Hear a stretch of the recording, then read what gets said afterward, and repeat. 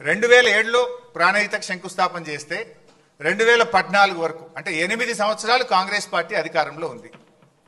Project రూపకల్పన చేసినప్పుడు అప్పుడు అసెంబ్లీ ఎలక్షన్స్ 2009లో ఉండే.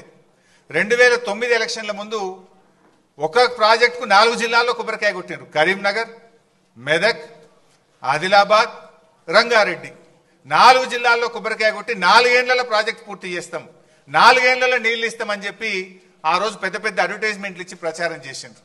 సరే 4 ఏళ్లలో ప్రాజెక్టు పూర్తి చేయడం అటుంచండి, కనీసం 4 ఏళ్లలో ప్రాజెక్టుకు అనుమతులు కూడా తేలే.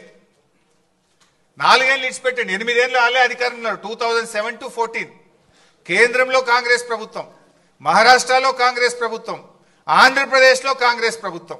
అప్పుడు ఇదే ఉత్తమ్ కుమార్ రెడ్డి మంత్రిగా ఉన్నాడు, ఇదే కోమటిరెడ్డి వెంకటరెడ్డి మంత్రిగా ఉన్నాడు, ఇదే శ్రీధర్ బాబు మంత్రిగా ఉన్నాడు. కానీ వీళ్ళెవరూ పట్టించుకోలే. 8 ఏళ్లలో కాళేశ్వరం ప్రాజెక్టుకు అసలు అనుమతులు కూడా సాధించినటువంటి పరిస్థితి.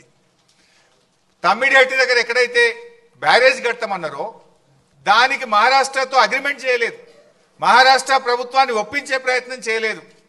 అసలు అక్కడ ఒప్పుకోకుండా ఎక్కడైతే నిజంగా బ్యారేజ్ ఉందో ఆ బ్యారేజీ నిర్మాణం స్టార్ట్ చేయకుండా ఎక్కడెక్కడో పోయి టనళ్లు కాలువలు తవ్వే ప్రయత్నం చేసిండ్రు. అసలు హెడ్ దగ్గర పని స్టార్ట్ చేయలేదు.